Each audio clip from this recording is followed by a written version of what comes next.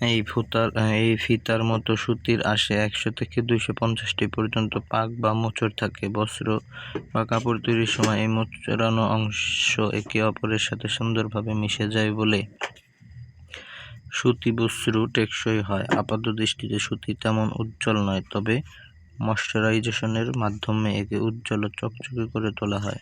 সুতি তন্তুকে রং করা হলে সেটি পাকা রং হয় এবং তাপ ও ধোয়ার ফলে রঙের তেমন কোনো ক্ষতি হয় না। অজৈব অ্যাসিডের সংস্পর্শে সুতি তন্তু নষ্ট হয়ে যায়, কিন্তু অন্যান্য অ্যাসিডের সংস্পর্শে তেমন কোনো ক্ষতি হয় না।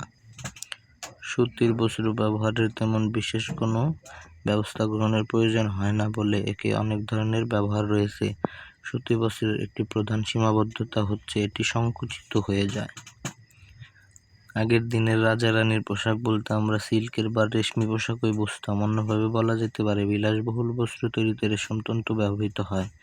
রেশমের প্রধান গুণ হচ্ছে এর সৌন্দর্য। 3 শতাধিক রঙের রেশম পাওয়া যায়। রেশম বা পলু পোকা নামে এক প্রজাতির পোকার গুটি থেকে বিশেষ প্রক্রিয়ায় রেশমের তন্তু আহরণ করা হয়। রেশম মূলত ফাইব্রেন নামের এক ধরনের প্রোটিন জাতীয় পদার্থ দিয়ে তৈরি। প্রাকৃতিক প্রাণীজ তন্তুর মধ্যে রেশম সবচেয়ে শক্ত এবং দীর্ঘ। বিভিন্ন গুণাগুণের জন্য রেশমকে তন্তুর রানী বলা হয়। সূর্যালোকে যেমন দীর্ঘক্ষণ রাখলে এটি তাড়াতাড়ি নষ্ট হয়, রেশম হালকা কিন্তু অনেক বেশি উষ্ণ এবং খুবই অল্প জায়গায়। এগুলো হচ্ছে উল বা পশমের উল্লেখযোগ্য বৈশিষ্ট্য। এই তন্তুর মাঝে ফাঁকা জায়গা থেকে যেখানে বাতাস আটকে থাকতে পারে। বাতাস তাপ অপরিবাহী, তাই পশম বা উলের কাপড় তাপ কুপরিবাহী।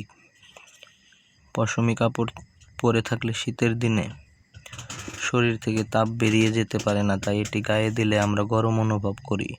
লঘু অ্যাসিড এবং ক্ষারে পশমের তেমন কোনো ক্ষতি হয় না, তবে মথ পোকা খুব সহজে পশম তন্তু নষ্ট করে।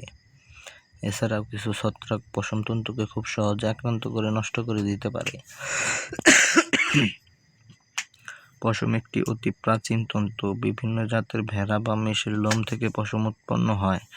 প্রায় 40 জাতের মেষ থেকে 200 ধরনের পশম তৈরি করা হয়। জীবন্ত মেষ থেকে লোম সরিয়ে যে পশম তৈরি করা হয় তাকে বলে ফ্লিস উল। মৃত বা জবাই করা মেষ থেকে যে পশম তৈরি করা হয় তাকে বলে পুলডুল।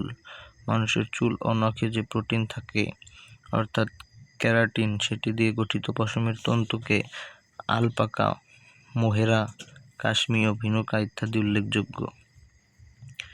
কৃত্রিম নন সেলুলোজিক তন্তুর মধ্যে নাইলন সর্বপ্রধান।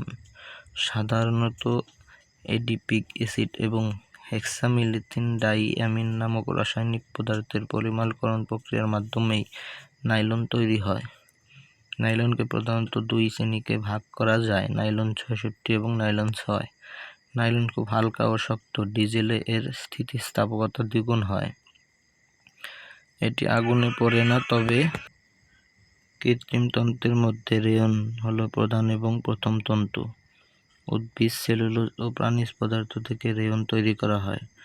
3 প্রকারের প্রধান রেয়ন হলো ভিসকোস, প্রামোনিয়াম এবং অ্যাসিসেট। এগুলো শুধু সুন্দর, উজ্জ্বল, মনোরম, অভিজাত এবং আকর্ষণীয় নয়, মোটামুটি বেশ টেকসই। লঘু অ্যাসিডের সাথে তেমন কোনো বিক্রিয়া করে না, কিন্তু ধাতব লবণে রেয়ন সহজে বিক্রিয়া করে। অধিক উত্তাপে রেয়ন গলে যায়, তাই রেয়ন কাপড়ে বেশি গরম ইস্ত্রি করা যাবে না। আজকের মতো এখানে গাইস, টাটা, বাই বাই।